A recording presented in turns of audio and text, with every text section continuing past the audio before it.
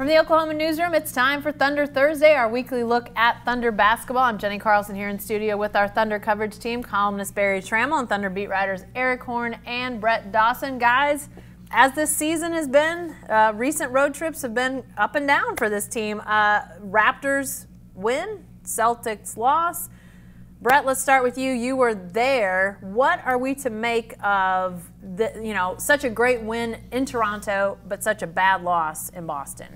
The Thunder is committed to this bit.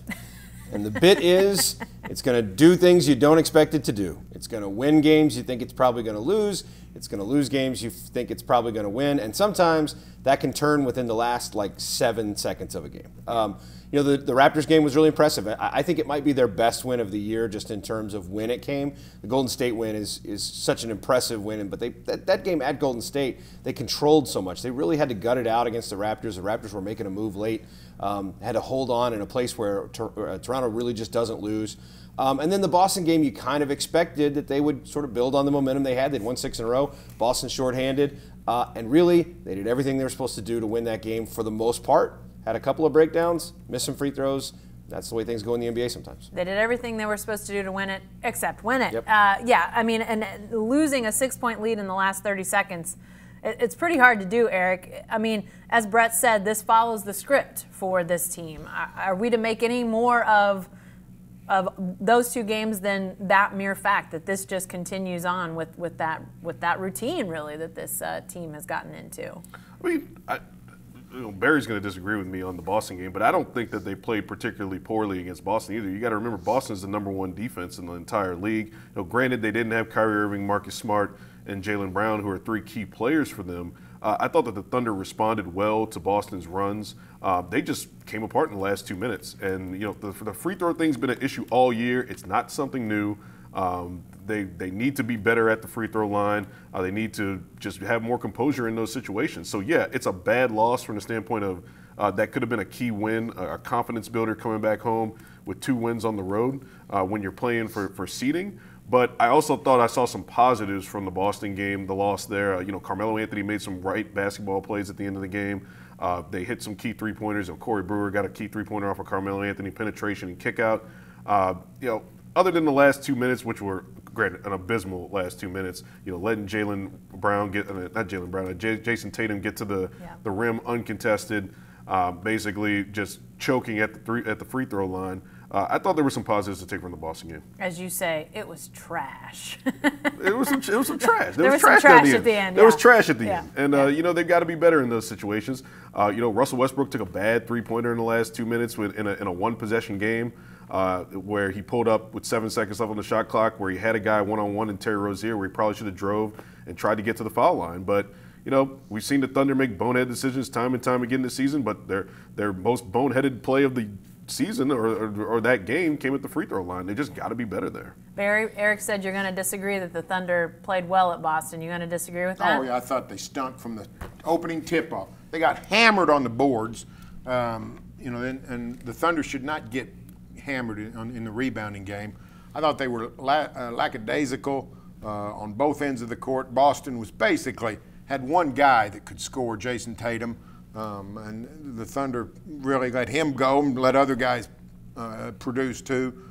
And I just thought it was a lethargic game from the get-go. They get up 10 early second or late first quarter, whichever it was, and let Boston right back in the game. This was a game Boston had no business being in, and the Thunder let them hang around all game long. And just to show, I think, that the Thunder was sort of just mailing it in, at crunch time, the Thunder said, okay, let's go ahead and win. And, they take control of the game in the last minute. And then in the last 20 seconds, they frittered it away. So I just thought it was a terrible day at the office for the Thunder. What, guys, they'd had this nice little winning streak going, as we talked about that Toronto win. That's a place a lot of teams don't go and win, especially close games. Looked like this team maybe was starting to turn not only a physical but a mental corner and really kind of focusing in. You sort of got to get ready for the playoffs. Is this game, does it derail that momentum, Brett, or can they recapture it? I mean, we're starting to run short of games here. Yeah, I don't think it derails it because you're still looking at 6 out of 7. They've played well. They've played much better. Now, they've had some close games against some teams they shouldn't allow to be close, but they've also had some really good wins lately. They've beaten some playoff teams, which had been a thing they had really struggled to do. So I think this weekend is so important to tell us what happens there. They're going to make the playoffs. I mean, if you look at just the statistical, the projections, the odds, it's going to be very hard for the Clippers and the Nuggets to get back in the playoff race. Even though they're only a couple of games out, there's just so many teams up ahead of them. So they're going to make it in the playoffs. Now it's all about seeding. This weekend is huge. Miami, a very, very winnable game, but a game you can lose at home. And then, your nemesis, Portland, coming in here on Sunday.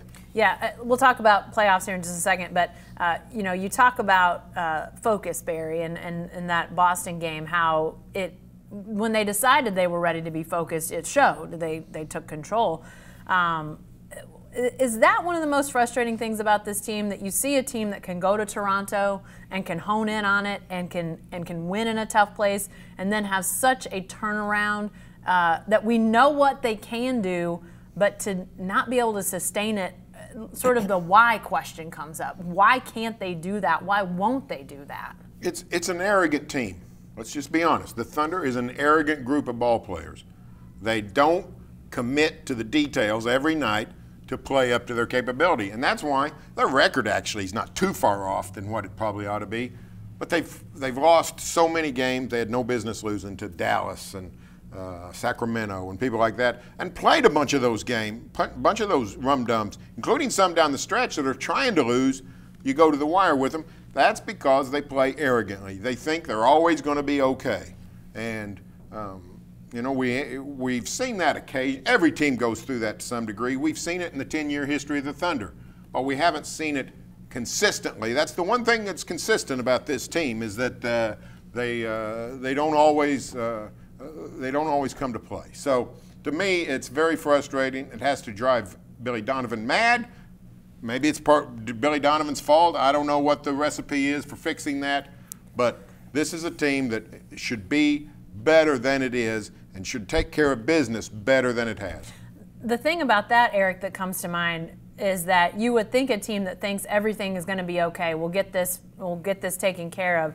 When you lose games to teams that aren't trying to win, when you lose to the Kings, when you lose to the Mavericks, when you lose to a decimated Boston team, you would think that you would learn a lesson, that it's not just going to be okay. Like, where is that? Maybe arrogance trumps it all at the end, but where's the learning curve with this team on that? Well, the hardest part is that the players that are your best players that are supposed to be your leaders are the ones that have the arrogance. It's the Russell Westbrooks, Carmelo Anthony's, Paul George. I wouldn't put Steven Adams in there. Steven Adams plays hard, and I don't think he takes anybody lightly. But maybe even Steven Adams has some lackadaisical moments in games where he's letting guys get by him, or he thinks that there's an easy win coming. Or, I mean, he let Jason Tatum go by him last night or a couple nights ago on that last sequence. Maybe he thought the help was there, whatever.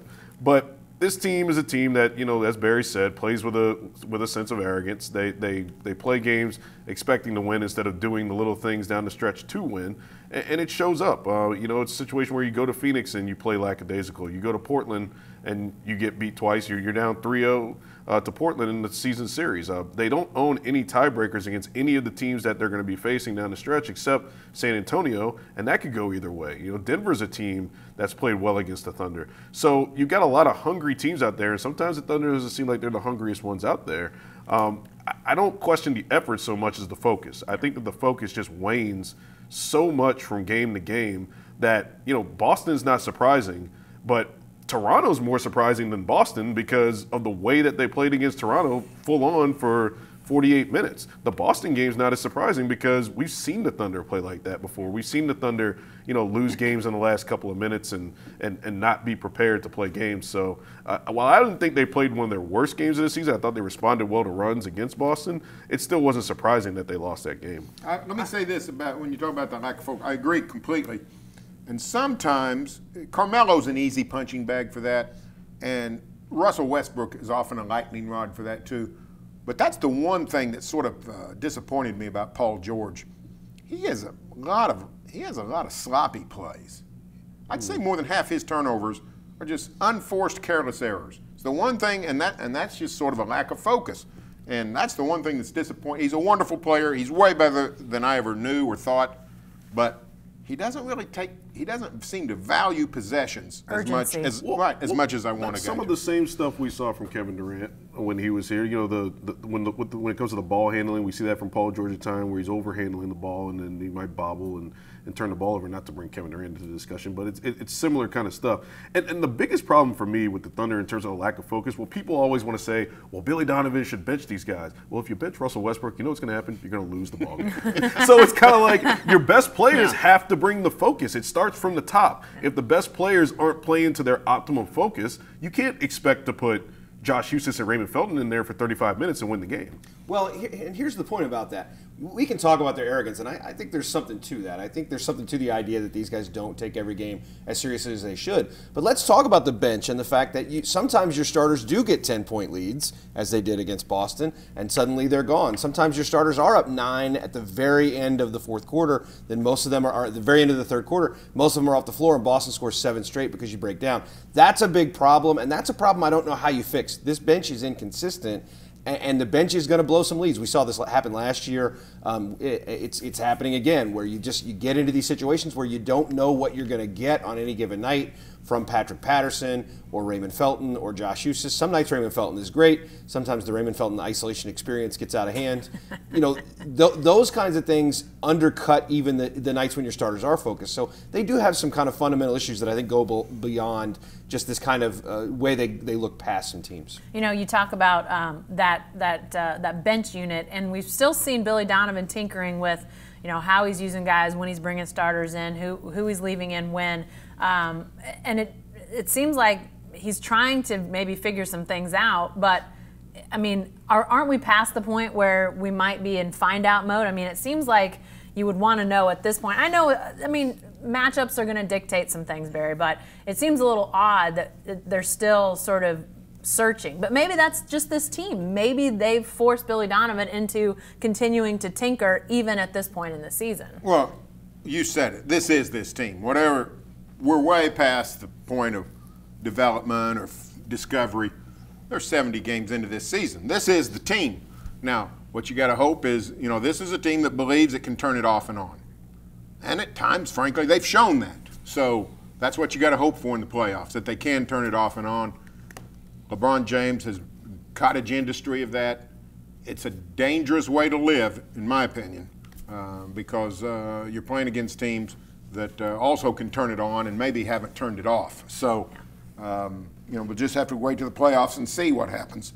But I think this is just the team. This is what we're going to – Paul George is going to make he's going to make some unforced errors, dubious turnovers in the playoffs. Right. That's going to happen. Carmelo Anthony is going to catch the ball, and he's going to hold it for 3, 4, 5, 6, 7 seconds and then take a bad shot. That's going to happen. Yeah. So might as well just sort of learn to live with it. Yeah. Back to the bench for a second, Eric, Brett, whichever one of you. Any fixes you guys see? Because, Brett, you're right. I mean, there were some leads that were blown by that largely second unit. Is there something that can be done at this point to try to solidify that? You know, I don't have any great answers. It doesn't look like Billy Donovan does either, but. Well, I think that the playoffs are going to fix some of your issues because you're not going to be playing Terrence Ferguson as much, you would think. Who knows with Billy Donovan? He might play Kyle Singler in the playoffs for all we know. But I think the playoffs are going to fix some of that. Your rotations are going to shorten. You know, there's been a lot of conversation over the past couple of days of staggering the stars. Frankly, I don't know how much good staggering Carmelo Anthony with these bench guys does, because basically you're going to get back into that isolation game with Carmelo Anthony that you probably don't want, because Carmelo Anthony is going to look around and see, oh, I'm surrounded by Jeremy Grant and Josh Huestis, it's my time to shoot. Yeah. Do you really want that coming from your second unit? So I think Billy Donovan has tried to do a little bit of that by playing Paul George the entire first quarter, stretching some of his minutes to start the second quarter with that second unit. It didn't necessarily work against Boston a couple nights ago. Paul George looked a little sloppy to start that second quarter and winded. But I think you're slowly starting to see that creep in. I think playing Steven Adams to start the second and fourth quarter will probably help them a little bit more, because Steven Adams is kind of that stabilizing force defensively in that second unit that they can really use. You know, Billy Donovan's done that before against Golden State, teams like that with some better second units that have like a Kevin Durant in it. He's put Steven Adams and Paul George to start the second quarter, and I think that would probably be advantageous for the Thunder. Look, it's game time. You got to start stretching these guys' minutes out. They're going to be playing 39, 40 minutes, and you just got to deal with it because you got to have your best players on the floor as much as possible. All right, guys, let's talk a little bit about seeding because at this point it does look like the Thunder is likely to make the playoffs. And there's definitely that separation there. As we sit here on Thursday morning, Houston Golden State at the top, far and away above everybody else. Then Portland's 13 games back of Houston, Oklahoma City 15. Then you've got a group of 4 teams, maybe even more if I scroll down here a little bit, at 15.5 to 17 games back of the leaders. So it looks like the Thunder's going to be in that playoff mix right now. But as you guys mentioned before, few tiebreakers, if any, against these teams. Brett, what's going to happen here? Where do you see at this point? I mean, goodness knows we've failed miserably to predict this team over the entire season. But how do you see this all shaking out? Well, there's still some tiebreaker stuff that could play in their favor. They have one against Utah, and Utah's one of the hottest teams and could be in that 4 or 5 mix depending on what happens from here on out. San Antonio's one that's still up in the air. The New Orleans one is lost. The Portland one is lost, and it may not matter with the way Portland has played recently anyway. They're going to be there. You know, I looked at 538.com every day, and they update their playoff probabilities. The Thunder's at 98% today to make the playoffs. You compare that to the Clippers, who I think are at 26, and the Nuggets at 16. They're in good shape in terms of making it. They're not going to climb up and catch Portland. That ship, I think, has sort of sailed. Staying in 4th is not out of the question. They can do it. They got to win some games. They need to beat New Orleans and San Antonio. Those are going to be tough games on the road. But they had a chance. The Boston game is, you know, it's one game. You can move. You lose a game and you move on. But you put yourself in a situation by losing a game that you should have won. That now, here we sit Thursday night. New Orleans is going to play for the 3rd straight night because of a rained-out game. They had a leak in the roof. They're going to play back-to-back-to-back games. They got the Lakers tonight, Thursday night. If they win, they're back in 4th, and that's the thing you could have prevented by winning against Boston. So the Thunder's in fine shape to make the playoffs. It's going to have a situation, I think, where it dips down a little bit below that 4 and regrets a bunch of games. Yeah, and if you look at you know, these upcoming games, you're seeing teams that you're likely to see in a playoff series, whether that's New Orleans, San Antonio, and Eric, San Antonio series in the first round between, I mean, that's still a possibility out there too. I think that would be the best thing for the Thunder, frankly, because I don't think Kawhi Leonard's coming back. There's just some stories coming out from ESPN about the team basically imploring Kawhi Leonard to come back, and when you got to implore some guy to come back, there's probably some kind of disconnection between Kawhi Leonard and the Spurs that we don't know about that continues to kind of come out as the season goes on. I think the Thunder would love to have the Spurs right now, but that being said, we can't guarantee the Thunder will win a series against anybody right now. The Thunder has to go to San Antonio next week and win. If they get that tiebreaker with the Spurs playing as well as they are right now, Spurs on a 5-game winning streak, they get that tiebreaker, that could be the difference between a 4 and a 5 seed and home court advantage. You know, obviously, beating Miami on Friday would be optimal for the Thunder. They need to do that to give themselves some equity going into the Portland game on the weekend. They don't play well against Portland, so you can't say that they're going to go and play well against Portland at home. But the game I keep looking at is the San Antonio game on the road. Thunder reestablishing themselves against a really good team. They know they have confidence and a history of beating. They got to win that game in terms of the tiebreaker and for their confidence. Barry, don't we count the Spurs as dead? Like, we've done it like every. Maybe not Spurs, man. Maybe not we at this table, but Vampires. Basketball in general. We as Americans, yes, and international, frankly, because they play a bunch of those guys. Yeah, never count out the Spurs. The one thing we always forget about the Spurs, San Antonio plays defense. Now, they guard you, and whether they got Kawhi Leonard or not, they got a team defensive concept that they're not out of games ever because they guard people. Now, with that said, the Thunder would have a huge edge. Talent-wise, they don't have an answer for Russell Westbrook. Their answer for Paul George is not playing. They're guys that try to keep up with Steven Adams, no chance. So the Thunder has a big physical advantage against San Antonio. The thing I like about the Thunder versus the Spurs is even when the Spurs are great and high-riding, the Thunder has a history of overcoming San Antonio. Mm-hmm. Now, they did it when they had Kevin Durant, but, you know, Paul George is in there now, and Steven Adams is older and better. So the Thunder has a good history with the Spurs.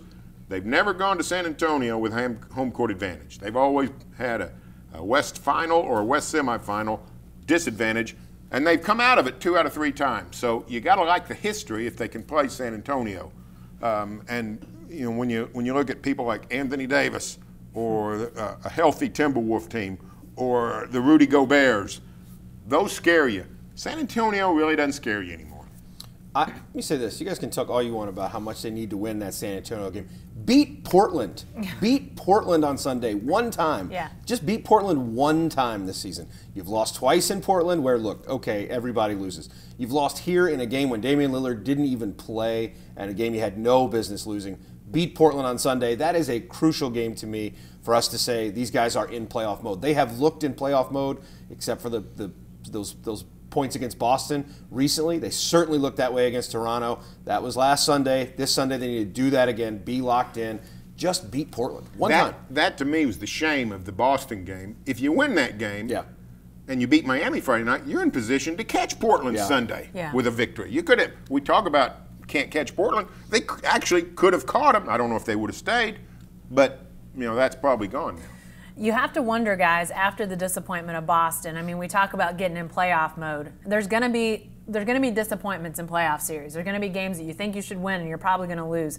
To me, playing well against Miami and against Portland, winning those games, I think is important because it would signal these guys are able to refocus. They're able to get back in the right mindset of playing well.